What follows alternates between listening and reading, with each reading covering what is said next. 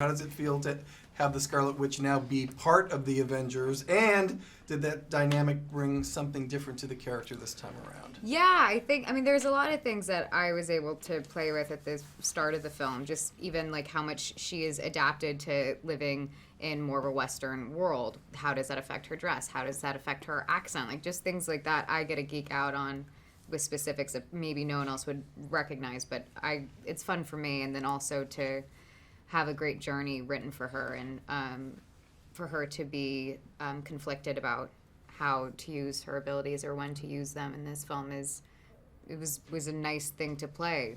Very quickly in this film, she's in a difficult position. Yes, she is. Yeah. Yes, she is. But I wrote down kick-ass, by the way, about Thanks. you early on when I was watching. So, Jeremy, you have this relationship now between Hawkeye and Scarlet here. Mm-hmm. What was this new friendship like for you to play? Fun? That's the word I'm thinking. Yeah, I mean, I think there's it kind of coming off of Ultron and into this. You know, again, there wasn't a lot to explore.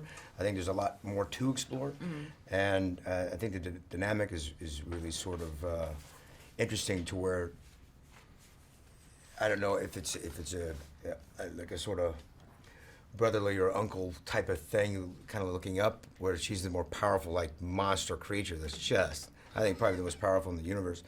And then there's me with no powers, but she's, I don't know, there's an interesting dynamic between them. And I think there's definitely a replacement on her end of, like, she's the only person she had in her life was her brother after parents. Yeah. Now she has no one, and he, for some reason, feels like someone who really saw her through all of that. Yeah. Especially with Quicksilver. Yeah, there's family ties to it, kind of thing, kind of big brother, kind of interesting things to kind of look into. You hit on the costume a little bit. Did it inspire your inner superhero at all? Yeah. You used the words geek out earlier, so I'm guessing. Yes.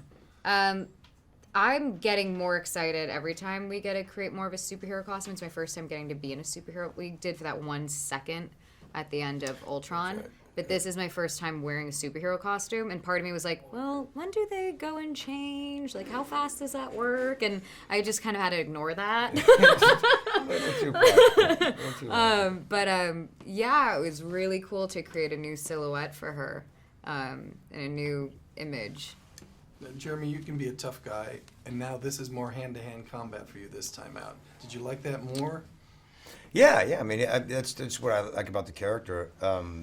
Because everything is pretty practical. You know, there's no special powers or flying or doing anything he can't just do with his hands or his feet or his arrow.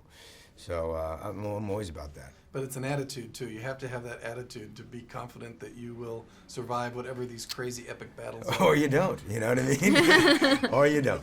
But that's but also that's why I like him, because, you know, he brings in that sort of, again, he can die at any moment, you know. Should they connect with anything that the Scarlet Witch is about? Oh, I hope so. I hope people, I mean, I think there's a lot to connect with everyone's character. It doesn't matter what side you're on.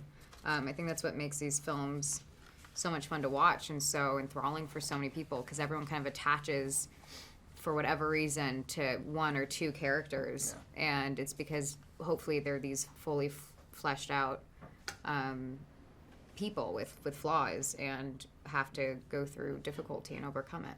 What was it like when you stepped onto that tarmac to film that big epic battle, besides hot? It was really interesting. Sweaty? There was a lot to coordinate for some of the wider shots of, like, at this point, you know, Sebastian does this and you do this and Spider-Man does this, and you're kind of like, oh my goodness. And that's kind of exciting to see how you could see how it could kind of connect in editing pieces, things like that. Yeah. I mean, the coolest part was, like, you know, we're kind of lined up in a thing, because the rest of it's, like, so disjointed, so many pieces that, you know, a lot of CGI happening there. But it was nice to stand as a team. That was fun. That was cool, yeah. Yeah. Yeah, I agree. I felt like you didn't want to hurt each other, but it was fun to punch each other. Yeah, exactly. Yeah. Exactly. Yeah. Exactly. It's like family fighting. You know? Robert Downey Jr. said that every film should have two directors. He felt that experience was great. What was it like for you with these Russo brothers? Yeah, I mean, they could be one could be on the crew and be talking to the actors. Well, especially like for a movie this size, and there's so many different on. storylines and so many characters, and they try to please the fans and try to serve the actors and the story. I mean, there's a lot going on for any one person. How Joss was doing it, I have no idea. He's probably retired now because of it. But, I think so. you know, but the Brewster brothers work together very well. Yeah. And it's a real joy to work with those guys. Did you know that Star Trek Beyond is the first Star Trek film ever to be shot mostly in Vancouver, British Columbia, and not in Hollywood?